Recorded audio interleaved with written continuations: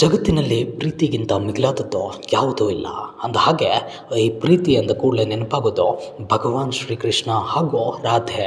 ಇವರಿಬ್ಬರದ್ದು ಎಂದೆಂದೂ ಅಳಿಯದ ಪ್ರೇಮ. ಇವತ್ತಿಗೂ ತುಂಬ ಪ್ರೀತಿ ಮಾಡೋರನ್ನು ಜನರು ನೋಡಿದರೆ ಹೇಳೋದು ನೋಡಿ ಅವರದ್ದು ಕೃಷ್ಣ ರಾಧೆಯ ಪ್ರೇಮ ಅಂತಾರೆ.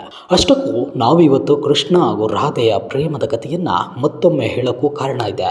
ಅದೇನೆಂದರೆ ಕೃಷ್ಣನ ಜನ್ಮಭೂಮಿ ಅಂತಲೇ ಕರೆಯಲ್ಪಡುವ ಉತ್ತರ ಪ್ರದೇಶದ ಮಥುರಾದ ವೃಂದಾವನದಲ್ಲಿ ಒಂದು ಸ್ಥಳವಿದೆ. ಅಲ್ಲಿ ಇವತ್ತಿಗೂ ಪ್ರತಿದಿನ ರಾತ್ರಿ ಶ್ರೀಕೃಷ್ಣನ ರಾಸಲೀಲೆ ನಡೆಯುತ್ತೆ ಅಂತ ಹೇಳಲಾಗುತ್ತೆ. ಅದನ್ನು ಕೇಳಿದರೆ ನೀವು ನಿಜಕ್ಕೂ ಅಚ್ಚರಿ ಆಗ್ತೀರಾ. ಹಾಗಿದ್ರೆ ಬನ್ನಿ ಆ ಕಥೆಯನ್ನು ನಿಮಗೆ ಹೇಳ್ತೀವಿ. ನೀವು ನಿಧಿವನದ ಬಗ್ಗೆ ಕೇಳಿರಬೇಕು. ಈ ಸ್ಥಳವನ್ನು ಕೃಷ್ಣ ವಾಸಿಸುವ ದೇಶದ ಪವಿತ್ರ ಸ್ಥಳವೆಂದು ಪರಿಗಣನೆ ಮಾಡಲಾಗಿದೆ. ಅಲ್ಲಿ ಕೃಷ್ಣ ಪ್ರತಿ ರಾತ್ರಿಯೂ ಬಂದು ತನ್ನ ಪ್ರೀತಿಯ ರಾಧಾ ಮತ್ತು ಇತರ ಗೋಪಿಕೆಯರೊಂದಿಗೆ ನೃತ್ಯ ಮಾಡ್ತಾನೆ ಅಂತ ನಂಬಲಾಗುತ್ತೆ. ಆದರೆ ಆ ಒಂದು ನಿಗೂಢ ಸ್ಥಳದ ಬಗ್ಗೆ ಹೆಚ್ಚಿನವರಿಗೆ ತಿಳಿದಿಲ್ಲ.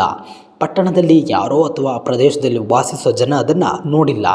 ಆದರೂ ಅವರು ಅದನ್ನು ನಂಬ್ತಾರೆ. ಯಾವುದೇ ಪ್ರಾಣಿ ಅಥವಾ ಪಕ್ಷಿಗಳನ್ನು ಕೂಡ ಇಲ್ಲಿ 7 ಗಂಟೆಯ ನಂತರ ನೋಡಲು ಸಾಧ್ಯವಾಗಲ್ಲ. ಯಾಕಂದರೆ ಅವುಗಳು ಈ ಪ್ರದೇಶದಿಂದ ಓಡಿ ಹೋಗ್ತಾವಂತೆ. ಇದೇ ನಿಧಿವನದ ಬಳಿ ಒಂದು ಬಾವಿ ಇದೆ. ಅದನ್ನು ಕೃಷ್ಣನು ತನ್ನ ಕೊಳಲಿನಿಂದ ನಿರ್ಮಿಸಿದ್ದಾನೆಂದು ಹೇಳಲಾಗುತ್ತೆ. ಇಲ್ಲೇ ನೋಡಿ ರಾತ್ರಿ ವೇಳೆ ಜನರು ಗೆಜ್ಜೆಗಳ ಶಬ್ದ ಕೇಳೋದು. ಈ ರಹಸ್ಯದ ಬಗ್ಗೆ ಇನ್ನೂ ಅನೇಕ ಮಾತುಗಳಿವೆ. ಅದೇನೆಂದರೆ ನಿಧಿವನದ ರಹಸ್ಯವನ್ನು ಭೇದಿಸಲು ಅನೇಕರು ಪ್ರಯತ್ನಿಸಿದ್ದಾರಂತೆ. ಆದರೆ ಎಲ್ಲವೂ ವ್ಯರ್ಥವಾಗಿದೆ.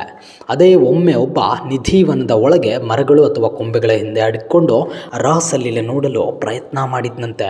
ಆದರೆ ಅದು ಏನಾಯ್ತೋ ಏನೋ ಅವತ್ತಿನಿಂದ ಆತ ಹುಚ್ಚನಾಗಿದ್ದಾನಂತೆ.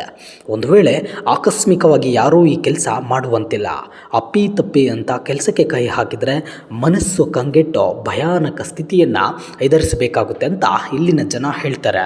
ಬಂಡ ಧೈರ್ಯ ಮಾಡಿ ಎಲ್ಲವೇ ಅಹಂಕಾರದಿಂದ ಏನಾಗುತ್ತೋ ನೋಡಿಯೇ ಬಿಡೋಣ ಅಂತ ಹೋದವರು ಕೂಡ ತೊಂದರೆಗಳನ್ನು ಎದುರಿಸಿದ್ದಾರೆ. ಕೆಲವರು ದೃಷ್ಟಿ ಕಳ್ಕೊಂಡ್ರೆ ಮತ್ತೆ ಕೆಲವರು ಹುಚ್ಚರಾಗಿದ್ದಾರಂತೆ.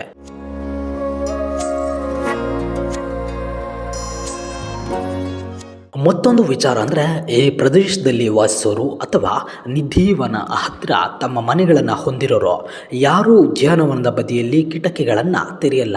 ಅದರಿಂದ ಅವರಿಗೆ ಉದ್ಯಾನದೊಳಗೆ ಏನಿದೆ ಅನ್ನೋದನ್ನು ಸ್ಪಷ್ಟವಾಗಿ ತಿಳ್ಕೊಳ್ಳೋಕ್ಕಾಗಲ್ಲ. ನೀವು ಎಂದಾದರೂ ನಿಧಿವನಕ್ಕೆ ಭೇಟಿ ನೀಡಿದರೆ ಜೋಡಿ ತುಳಸಿ ಸಸ್ಯಗಳನ್ನು ಮತ್ತು ಜೋಡಿ ಮರಗಳನ್ನು ನೀವು ಗಮನಿಸಬಹುದು.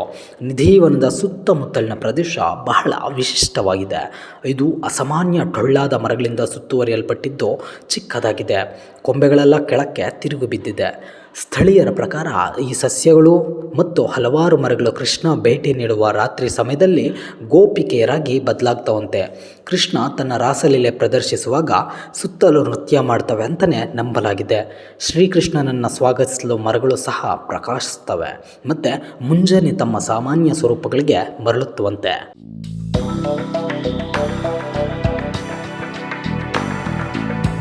ಇನ್ನು ಇದೇ ನಿಧಿವನದ ಒಳಗೆ ರಂಗಮಹಲ್ ಅಥವಾ ರಾಧಾರಾಣಿಯರ ಹೃಂಗಾರ್ ಘರ್ ಅನ್ನೋ ಪುಟ್ಟ ದೇವಾಲಯ ಇದೆ. ಜಾನಪದ ಕಥೆಗಳ ಪ್ರಕಾರ ಕೃಷ್ಣ ಪ್ರತಿ ರಾತ್ರಿ ಇಲ್ಲಿಗೆ ಭೇಟಿ ನೀಡ್ತಾನೆ ಅಂತ ಹೇಳಲಾಗುತ್ತೆ. ಭಕ್ತರು ಒಳಗೆ ಹಾಸಿಗೆ ಮತ್ತು ಹಲವಾರು ಆಭರಣಗಳು ಮತ್ತು ಮೇಕಪ್ ಉತ್ಪನ್ನಗಳನ್ನು ನೋಡಬಹುದು. ದೇವಾಲಯ ಪ್ರತಿದಿನ ಸಂಜೆ 5 ಗಂಟೆಗೆ ನಿಖರವಾಗಿ ಸ್ಥಗಿತಗೊಳ್ಳುತ್ತೆ. ಜನ ಸಂಜೆ ಆರತಿ ಗಂಟೆ ನಂತರ ತಮ್ಮ ಕಿಟಕಿಗಳು ಮತ್ತು ಬಾಗಿಲುಗಳನ್ನು ಮುಚ್ಚುತ್ತಾರೆ. ಯಾವುದೇ ಅರ್ಚಕರು ಅಥವಾ ಭಕ್ತನಿಗೆ ದೇವಾಲಯದ ಆವರಣಕ್ಕೆ ಕಾಲಿಡಲು ಅವಕಾಶ ಇರಲ್ಲ.